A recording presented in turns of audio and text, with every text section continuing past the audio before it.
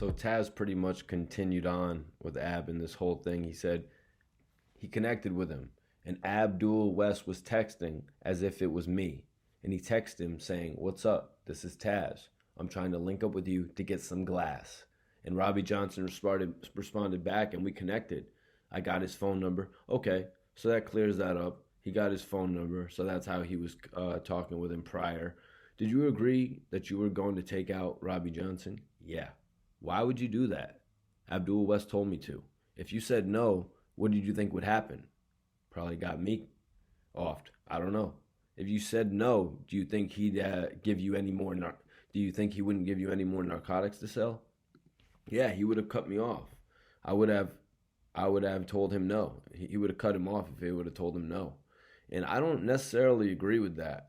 If you're moving 2 O's for somebody at this point in time and you tell them, no, you're not going to do that, you're not going to get caught up in this type of lifestyle, then they're going to respect that and they're going to keep that same amount of business going out for you.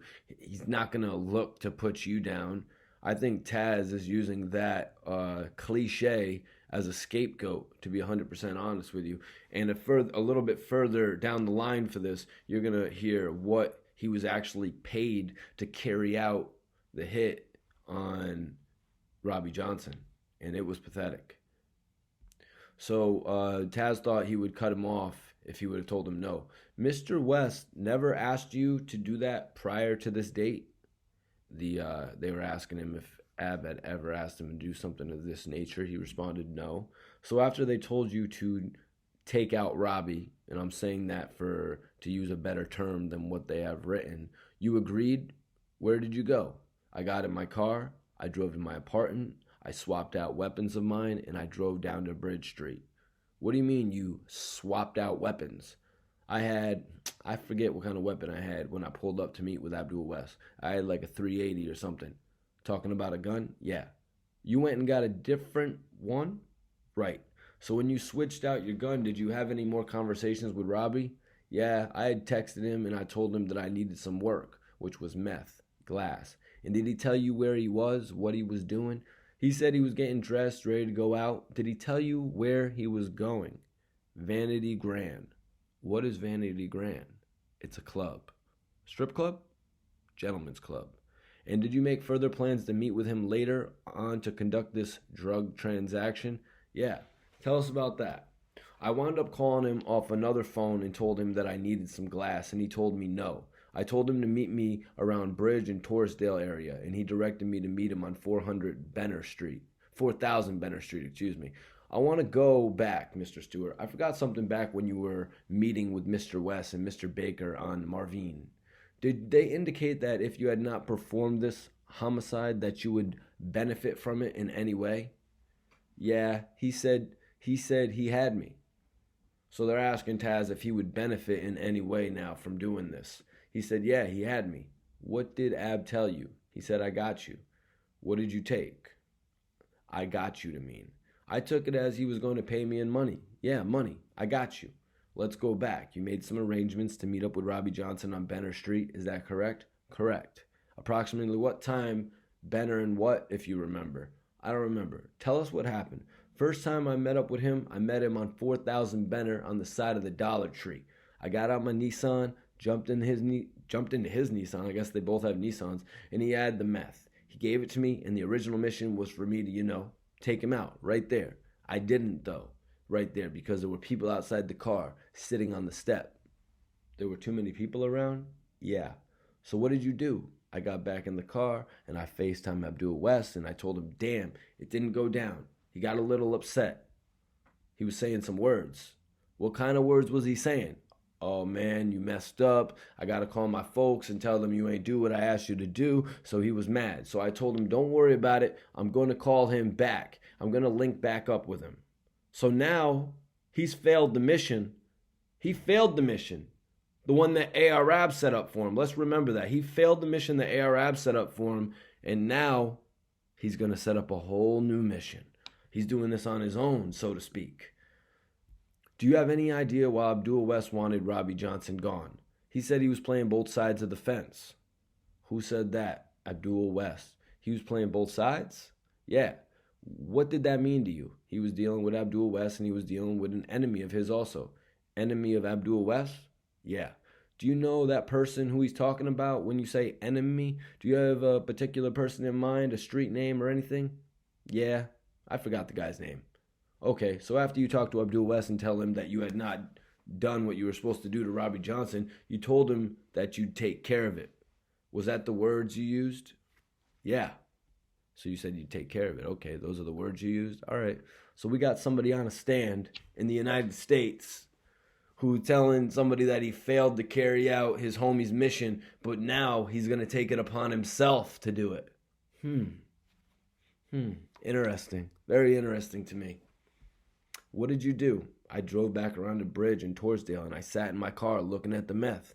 I had not knowing what it was, and I was trying to plan on how I can get him back out and, complete the job, the mission. So I was just sitting in my car trying to figure out how I can, make things right between what? Abdul West, because he sounded a little upset when I talked to him, when I told him I didn't do it. When you said you were looking at the meth and you didn't know what it was, when you were dealing with Abdul West, the drugs you were provided were what? Crack and weed. Did the other people in the organization have different roles to play in what the drugs were being sold? Yeah, let's talk about you're sitting in the car, you're looking at the meth, you really don't know what it is. No. What do you do to make things right for Abdul West? I had wound up texting Robbie. He was at the club, Vanity Grand, and it was probably an hour or so later, and I made it seem like I sold out. I mean, shit, if you only got a frickin' 8-ball or a 7, I'm sure you would sell out. But you didn't even know what it was, so how would you even have got it off? Weirdos out there, man. So I'm out of everything, he told him. I need more. And he said, Robbie Johnson said, when he's on his way out, Vanity Grand closed around 2 to 3. He said he'd meet me right back there. Robbie said when Vanity Grand closed out, he'd meet him right back there. And when he let me know that, I had time to prepare a plan on how I could ambush him. So what I did was I had called somebody else that I knew, another OBH member. This has really sounded like premeditated now to me. Now he's premeditating how he's going to do it. So he called another OBH member. So wow, now you're going to involve another innocent member of OBH?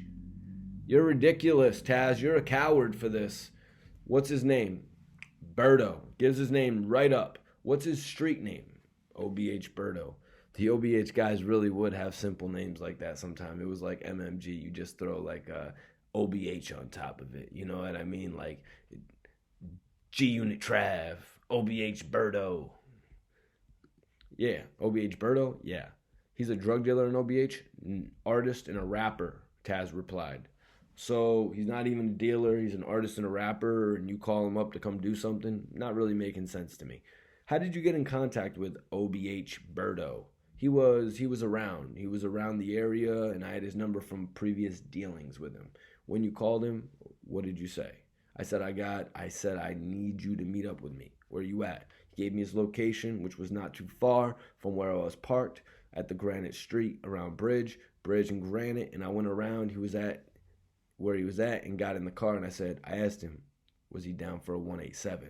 And he said, yeah. And I showed him a picture. I said, Ab, he wanted me to smoke the bull. You said a couple things there I just want to take. You said down for a 187. Could you tell me then what a 187 means? 187 is a homicide that the West Coast use, LA. You said smoke. What did you mean by that? Smoke him, take him out. You said bull. What does that mean? Who? You said bull. You're going to smoke the bull. I'm saying it wrong. I'm not from Philadelphia. Bull. Is that a term for a person? Yeah, like bull, like dude. Does OBH Berto agree to help you? Absolutely. You said absolutely? What do you mean by that? He was down. He was like, all right, come on, we out. But I was giving him the rundown on how it was going to go down. And I said, I'm going to meet up with him and I'm going to get in the car and I'm going to exchange money and drugs. But you're going to walk up and you're going to hit him in his head. But wait until I get out of the car first. Tell us what happened. Around that night, I gave Berto a 9 Sig Sawyer, whatever the hell that is. Say that again. You gave him a what? A 9 Sig Sawyer? That's a gun. Yeah, and I let him out the corner of Bennard Street and Robbie was he parked? Robbie was already parked out there, and I had parked my car, jumped in his car, Jumped in Robbie's car, and he had the meth. He put it on the armrest, and I was like, I made it seem like I'd forgot the money in my car. So I got out of the car, and I seen Berno at the corner, and I gave him like a little signal, and I went in my car and waited and I rolled back my window down a little bit and waited for the shots to ring off, and I heard like 10, 14 shots. Berto came, ran to the passenger door, opened it, he got in, and I drove off. What did Berto do with the gun? I got it off of him when he got in the car. When I dropped him off, I gave it to him, and I told him to put it up because I didn't want to drive that early morning with a smoking gun on me, and I told him to hold it. Do you know what he did? He put it in his shoebox, put some styrofoam in it, and he had to put it up. So accurate that he knows exactly what he did with the piece. Kind of sounds like that's where he hid it in his girlfriend's ceiling to me, in a shoebox with some styrofoam. What do you mean put it up, they asked. What does that mean? He had to put it up. He stashed it in whoever's house he was at when I dropped him off. I think it was his girlfriend. I don't know. Keep the note of that right there. I think it was his girlfriend. I don't know. It was somebody's house. I think it was his girlfriend's house, though. After you were done, you informed Abdul West what had happened? Yeah. How did you do that? I texted him. What did you text him? Touchdown. After that, did you get in contact with Abdul West concerning how you were going to get paid for for what you did to Robbie Johnson? Yeah, he had FaceTime me earlier that morning, and he told me to he gave me a location. I met up with Braz, got some coke, some crack from Braz, and I went to another location on Marvine Street and got some weed. Do you remember approximately, I know it was a while ago, so on October 14th, you agree with me that Robbie Johnson was on October 14th at around 3:30 in the morning? Yeah, around that time. When do you start collecting these narcotics as payment for the murder of Robbie Johnson? There it goes. There it goes. I said it. I was trying not to say it just because I really don't agree with it. I really don't agree. It really troubles me, to be honest with you, this whole thing that's going on. They go from the federal drug indictment to now this whole thing that most likely is going to be brought up in another big case. So they ask him, when did he start collecting the narcotics for the payment? Probably within the next day, within 48-hour time span, he said. Where do you go first? You get the marijuana you spoke about, or did you go to the crack from Braz? I got the crack from Braz first. Where did you have to go to get that? Now listen to this. This is what I really want you guys to listen to. He goes into what he actually got paid to carry out this act. And this is one of the most pathetic things I've ever heard. It really is. It's sad. It's really sad. Where do you go first? You get the marijuana you spoke about, or you go to the crack from Braz? I got the crack from Braz first. Where did you have to go to get that? Somewhere out in North Philly. I ain't familiar with the block. I just got the address and just put it in my phone and used the map. It was somewhere in North Philadelphia. Yeah. Did Abdul West tell you how much Braz was going to give you? No. It wasn't a set amount or what I was supposed to get. So what happened? Tell me about it. What does Abdul West tell you? How do you know to go to Braz? Abdul West, he FaceTimed me, like, go link up with Braz. He got something for you. So I call Braz, see where he was at, gave me their address, go out there, and I meet Braz, and I got some coke, some crack off him. He ain't know what it was for, though. Interesting. Braz doesn't know what it's for. I hope the judge takes that into consideration. He doesn't know about anything going on with Taz or Tez, whatever the hell his name is. He didn't know what it was for. He didn't know what it was for. I'm trying to get it right. You're saying Braz had no idea what it was for. Right. Did you have a conversation with him? Tell us about that. When I got outside the house where Braz was at, I walked in, and he was like, he was like shocked, like, what's up? And he went to go get the crack, and he was like, like asking, like, basically, like, damn, what's up? What's this for? I just brushed him off. Do you know how much crack it was? I think it was supposed to be like 4.5. It was probably like 3.5 ounces. So you're telling me right now that this is what Taz did this for, 3.5 ounces or 4.5? He doesn't even know how much it is. And apparently he was making, from what he was lying about, saying he was buying an O of the cocaine for $1,000. So technically you just did this hit for $3,500. That is one of the worst things I've ever heard in Philadelphia history, man. One of the most disappointing things I ever heard was that he got paid that amount for what he did. This is sad. So it was supposed to be 4.5, but it was like 3.5 ounces, something like that. Where did you bring the crack to? I kept it in my car. How did you know to go back to Marvin Street to get paid for the marijuana? Abdul West texted me and told me to go through there and pick something up. Approximately, when was this? It was the same day. So you went back to, it was the same place that you met Abdul West and Shadi to discuss it? Yeah. What was there? A couple dudes on the block that was out there trapping, selling drugs. Trapping's a word for selling drugs? Yeah. When you get there, do you see Abdul West there? No. Do you get out of your car? Yeah. What kind of car are you driving, by the way? Still the Nissan, black Nissan? Yeah. Were you worried at the point about anything? I was skeptical. I'm running around the city. I was a little skeptical. What are you skeptical about? The double crossing. I'm thinking, I'm running here, picking this up, going there, picking that up. Maybe they're trying to take me next. I don't know. When you got to that place back to Marvin, where did you go? Who did you meet with? Some fat bull, Snook. Some fat bull. So some fat bull called Snook? Yeah. Where did you meet with him? On Marvin Street, on the porch? What did he give you? He gave me a trash bag with bud in it. What did you do with that? I put it in my trunk and I went to the Bridge Street with the crack and the weed. It was some girl house I knew. All right, let's check that statement right there. So here he's saying he went back to Bridge Street with the drugs, and it was some girl's house that he knew, and he went in the basement. Before I did that, I had retrieved the gun that I had gave Berto, and I had all that with me, the gun, the crack, the trash bag, and I went in some girl's house that I was all right with, and I stashed the gun in the ceiling. Then I started bagging up. All right, so let's look at that whole statement right there. So he said that he gave Berto the piece to take back to his crib, and he was staying with a girl at the time. And now it's all coming out in this point right here that he didn't want to be traveling around with that smoking gun. Why? He didn't want to be traveling around with it because you would have thought he was going to go pick up the narcotics that he was promised or the money, and he didn't want to be caught with it. But it turns out that he said he put it in a girl's house. He put it at a female's house. He said Berto put it at a female's house. I don't think he ever gave Berto that piece to take back with him. I don't think he ever did. I think he took the piece back to the girl's house that he'd mentioned that he scapegoated and said Berto did. And that's the point I wanted to prove right there. If anybody looks at this, they can see right there. Because later on, a few paragraphs down, he's lying and saying that he had it at his homie's house. And right here, in this spot, he says, but before I did that, I retrieved the gun, I gave Berto, and I had it all with me. The gun, the crack, and the trash bag. And I went in some girl's house that I was all right with, and I stashed the gun in the ceiling. Then I started bagging up. What were you going to do with it? What were you going to do with all of it? I was going to sell it. How much money was the weed and coke you had? How much was that worth? Not in weight, but in monetary value. How much was it worth? It was probably $7,000 to $10,000 all in street value. Bagged up, $7,000 to $10,000. Wow. Pathetic. And just a few days after this, on November 2nd, he had the piece on him. He was getting it back so he could take it to AR-AB, he said, to swap it out. And he was going to bring it to Abdul West to swap out. Yeah, does that commonly happen? Yeah. Why did you go to swap it out? Because I needed a new one. I couldn't run around with one that had a body on it. It's crazy. It's just crazy, man. And that's the day that he got arrested with the piece. This is when it really got interesting, when Kazi's lawyer took the cross-examination of Taz. Good afternoon, Mr. Stewart. Good afternoon.